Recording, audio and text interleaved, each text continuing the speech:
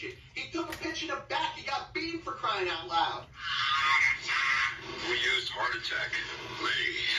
Managers on a Major League Baseball team don't make decisions. Could have done without that. Credibility in this situation is worse than losing your job. Was it over when the Germans bombed Pearl Harbor? The castration of the Major League Baseball managers, we know it. Ask me about my winner. Thinking about the life of the average baseball fan during the baseball winter meetings, free agency signing period, I think, if you really are that much into baseball, and I know a lot of people are throughout the country, there's fans, you root for whatever team it is, we all seem to be very reactive over all the action that we see over the course of the baseball offseason, and not as it's just relevant to our own team. And I find this interesting because you can think about whatever team it is that you root for and what their needs are. Hey, let's say your team needs a first baseman, a starting pitcher, 3 relievers, and a backup outfielder. And as you're watching the offseason, other teams are signing players that may have nothing to do with that. Yet, as a fan, we all seem to be reactive over every move that's made, because every move that's made by another team is a move not being made by the team that you root for. And as you look through the free agent signing period, the off season, we really haven't seen too many trades yet. I think as you get towards the end of the week with the meetings over in San Diego, we may start to see some trades. But you're looking at some teams that are being very aggressive right now. And the question that I throw out there is, just because a team is aggressive, does that mean that the other teams are not really paying attention? And the tendency is, from the fans' perspective, that if you're not making moves, that means you're not doing anything. That means you're sleepwalking. That means other teams are making themselves better while your team seems to be sitting on its ass. And I don't think there's any truth to that at all, but it's from a fan's perspective. And this is what fans think about during this time of year. And I'm sure the same thing applies to football fans, to basketball fans, to hockey fans, because there's the dream as that fan, which we know is a short for the word fanatic. We're crazy, we're nuts, we're obsessed with our favorite team, that all the activity of others means inactivity towards the team that it is you root for. And if you watch a rival team go out there and sign a shortstop, a starting pitcher, and a relief pitcher, and you say, from your team's perspective, all right, we signed a starting pitcher. Well, where's our reliever? Where's our help to our offense? My advice to you is it's coming. It's coming. May not be coming in the exact form that you expect it to be coming, because that's what makes the offseason so interesting. Player movement and player turnover has been so different than 20 years ago, certainly more than 30 years ago, 40 years ago, 50 years ago. So many different players are changing teams. And you could be a fan of a team as you follow it over the course of a given season. You could like the team. You could really grow close in your own mind to the construction of the roster and the players that are there, and expect them all to be back and be able to do it again. And then you start to realize that it's not going to be the case. There's going to be a lot of turnover when it comes to a lot of different teams. And players that you trusted to be in certain spots and play certain roles on teams aren't going to do that anymore. And that's why sometimes you're trusting the unknown. The unknown is that player that you may have watched play baseball before, but you never watched play baseball for the team that you root for.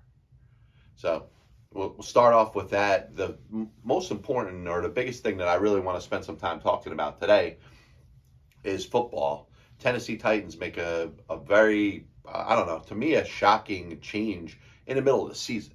I mean, it's something that, John Robinson as the general manager, maybe his time was coming to an end. Maybe at the end of this season would have been a good time to let him go. I don't know. From my belief off the top of my head when it comes to John Robinson as a general manager at Tennessee Titans, he has brought this team back to respectability. He has brought this team back to a point where they are competitive.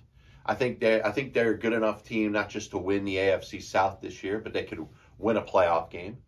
And I mean, the expectation, I don't know. Like, you look at the roster, and I don't understand how this roster, as it's constructed, was supposed to go to the Super Bowl. And if that is the reason that John Robinson was let go in season, you can't tell me you weren't blind to that you were blind to the fact that this wasn't the case at the beginning of the season.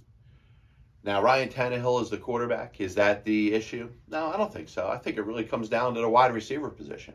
And for me, the fact that the wide receiver position of the Tennessee Titans was so exposed in a 35-10 loss to a Philadelphia Eagles team that we could agree might be the best team in football right now. And obviously, with the backdrop of A.J. Brown catching 2 touchdowns against his old squad, which for whatever reason didn't seem to want him back, his old squad that for whatever reason didn't want to give him the same wide receiver deal that all the top receivers in the NFL got this past offseason. Their reaction was, no, we're not going to do it. We're going to trade you to Philadelphia, get a draft pick. Treylon Burks could turn into that type of receiver, but hasn't to this point. Robert Woods was signed, and he's been relatively quiet. Nick Westbrook-Akina, I don't look at him as a number 1 receiver. He's probably the most targeted wide receiver out of the group. Derrick Henry certainly put the team on his back last year. And you look at the Titans of last year that were the number 1 seed in the AFC. There's a lot of good teams in that conference. Last year, they beat the likes of Kansas City and Buffalo and the Rams, amongst others, as they ended up securing the number 1 seed in that conference. Most of us understood, and conventional wisdom would have told you that wasn't happening again this year. In a conference with Kansas City, in a conference with Buffalo, you look at the likes of Baltimore and Cincinnati, and the emergence of the Jets and the Dolphins. There's a lot of good teams in the AFC, and you can't tell me that the Tennessee Titans got much better this offseason. So the expectation that they sat in the position that they were in, what were they, 13-4 last year, 14-3? I think they were 13-4. Number 1 seed in the AFC, had a home, first round bye and then a home playoff game in a division round of the playoffs, which they lost to the Cincinnati Bengals. If you're telling me that the team that was put on the field to start the season this year was on the same level as the team that you saw last year, I don't know what you're looking at. And if you're the owner and you were disappointed in the way the offseason was run, I don't know. I'm a little curious of why the decision was made right now. But what I'm going to talk about, which I find fascinating, is the reason that I believe that general manager John Robinson was fired by the Tennessee Titans after 12 weeks of the NFL season, after a team has a 2.5 game lead over the Indianapolis Colts, who have quit this year. They have a 3-game lead over the 4-8 Jacksonville Jaguars that, listen, they're improving a little bit, but the expectation is not that they're going to finish the season at 9-8. The Titans pretty much are going to the playoffs with a home playoff game. Does a change in general manager going to help or hurt that? The trading deadline's passed. Do you want to look at somebody else in a leadership role and see if they're the person for the future? I don't know. But I think it is curious that the Titans fired John Robinson right after they got blown out by the Philadelphia Eagles and A.J. Brown took them to school with 2 touchdowns. I wonder how much the decision to not bring back A.J. Brown, for whatever reason, when you could have kept him, you could have franchised him, you certainly should have paid him, but you put yourselves in a situation where you just traded him, got a number 1 draft pick. Yes, you took it on a wide receiver. Treylon Burks has not turned into Justin Jefferson just yet. Maybe he is a future or the future of the Titans. You haven't seen it yet. From an offensive standpoint, they're not pumping out points. Defensively, I think they've been okay. They've been able to stop teams. They don't have an elite defense. They have a good defense. I'm not expecting this team to win the Super Bowl. But to me, it looks like A.J. Brown, that decision by itself, cost John Robinson his job. And John Robinson, as he has been the architect for a resurgent Tennessee Titans team that's good now and has been good for the last 4 years or so, has made it to an AFC championship game, has been the number one seed in an AFC that includes powerhouses such as Kansas City and Buffalo. Cincinnati went to the Super Bowl that year, but it was Tennessee that they had to go through as the number one seed with the first round bye. So that is credit to the general manager. That is credit to the coach, Mike Vrabel, who I believe is somebody that's going to stick around there long term. He probably gets a little more say in the day-to-day operations and what's going on there. His power is growing within the organization. But you look at his team and you tell me that they're any better on paper or were any better on paper when this season started, I laugh in your face. A lot of people are saying, hey, they were not even the best team in the division. Well, the Colts gave up. They didn't even try this year. The Jaguars aren't ready yet. And obviously you look at the Houston Texans and it's probably not just the worst franchise in the NFL right now, but probably the worst team in the NFL in a little while. Maybe since those winless Cleveland Browns teams that we looked at of yesteryear with Hugh Jackson. Maybe that's how bad things are there. And all those teams are in the same division. And the Titans, yes, they may be winning the AFC South by default, but I think it's kind of curious. Right after the Eagles game, I picture Amy Adams, the owner, watching A.J. Brown celebrate those 2 touchdowns and ask, why isn't he on our team? I know you got rid of him, but why? Why would you get rid of a young receiver at age 25 when it's obviously a receiver's league? He's your big play receiver that you have. Last year, they came in with A.J. Brown and Julio Jones. Who are their receivers right now? Burks was out for a little while. He missed 4 weeks. Robert Woods has not emerged as a big-time receiver this year. That decision by itself, I look at it, and it looks like that's what got John Robinson fired. And let me know what you think. You think it's anything different? Obviously, as time goes by, there could be some information leaked. Maybe there's something that happened within the organization. Maybe there was a dispute or a disagreement about something major, which led to Robinson losing his job. I don't know. I mean, I'll look into it, and obviously we'll follow up on this story as anything breaks. But, for me, a team that I think from a roster standpoint didn't improve. And maybe that's what the owner wanted. Maybe the owner wanted a stronger roster coming into this season and maybe felt weird or felt odd firing a general manager before the start of the next season when they were the number one seed. And they beat teams like Kansas City and Buffalo and the Rams, amongst others. And they had a gauntlet of a schedule last year, and they ran through it like they were the best team in the NFL. They had a stretch where they were very good. Absolutely. As you look at things right now, I think they're okay. Like I said, this looks like a team that's going to win this division. They'll have a home playoff game, and maybe they're playing Cincinnati in a revenge type of game. Cincinnati beat them in the playoffs last year. Cincinnati beat them in a regular season. If you think of the Baltimore Ravens of a couple of years ago, the Titans beat them in Baltimore in the postseason, and the Ravens got them back, the next year, the year after in the playoffs. Maybe it's the opportunity that the Titans, have been embracing, and they got a coach to get you up there. I mean, tell me how many coaches in the NFL you say are leaps and bounds better than Mike Vrabel right now. Obviously, there's the greats. You look at Belichick, who is going down as the best ever. Andy Reid's going in the Hall of Fame. You look at guys like McVay and others. Sean McDermott. There's a lot of good coaches in the NFL, but you can't really name through a ton before you have to throw Mike Vrabel's name in the mix. He's a motivator, he's a leader, he's a winner, and he's the guy that is going to be running this franchise for a while.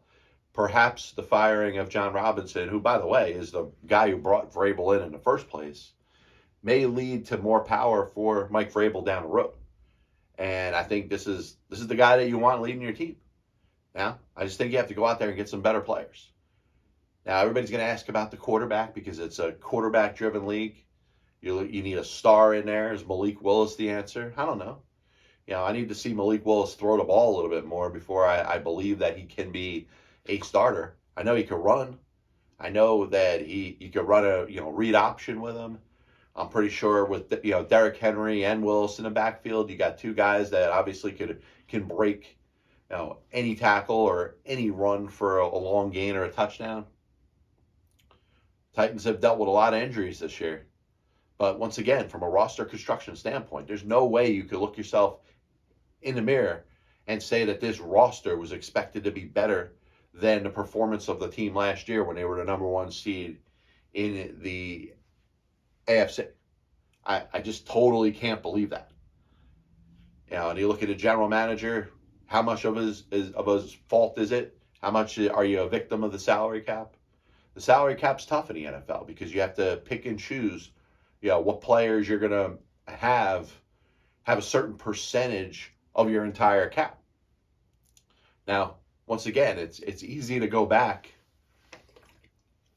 in hindsight and say, would this team be that much better if A.J. Brown was there as the primary number one receiver? Looked like he had a pretty good rapport with Tannehill. That was his go-to guy last year. There was a lot of big plays with Tannehill and A.J. Brown. How many games did you see open up last year? Or drives to begin a second half where everybody was up against the run and if they faked the handoff to Derrick Henry and threw a bomb to A.J. Brown for a long gain or a long touchdown? How many times have they been able to do that this year? They haven't. You saw a couple big plays in a game against the Green Bay Packers on Thursday night. The Thursday night game when, Burks got open.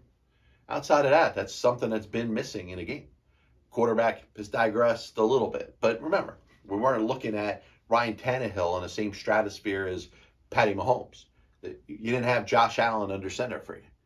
You have a good quarterback, a quarterback that is probably more of a game manager than anything, but somebody that did need an explosive receiver or two to be there on the outside.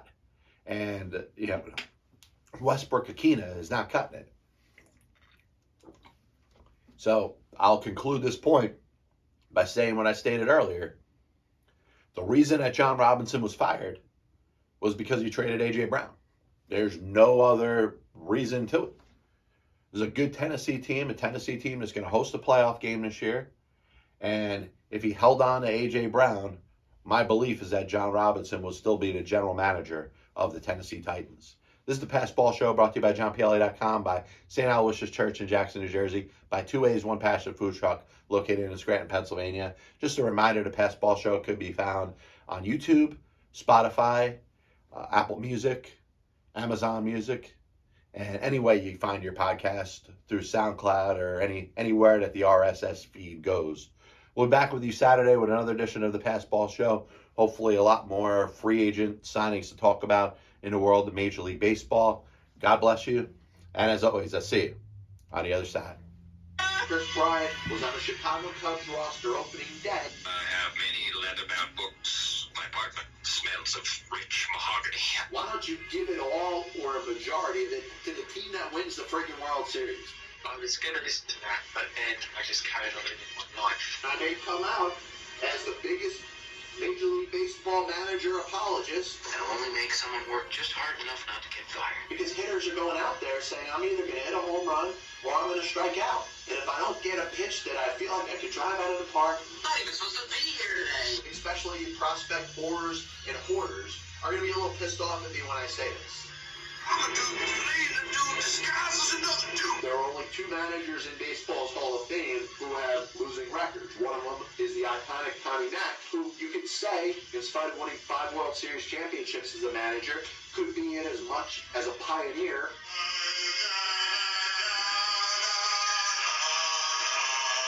And what side of the spectrum they're on? Were they pitching? Were they batting? If your favorite team was pitching and a ball got inside and hit a batter, there's no way that could have been on purpose. But if you were a fan of the team that was batting and the ball got inside and hit somebody or went behind somebody's head, absolutely 100%, unequivocally, that pitcher was throwing at him. They put their tail between their legs and decided they're going to do exactly what they're told. Get damn well right. better give him a contract extension. You damn well right. Better make him the manager over the next series of years. 35 years ago, I could have loaned your parents the money for an abortion.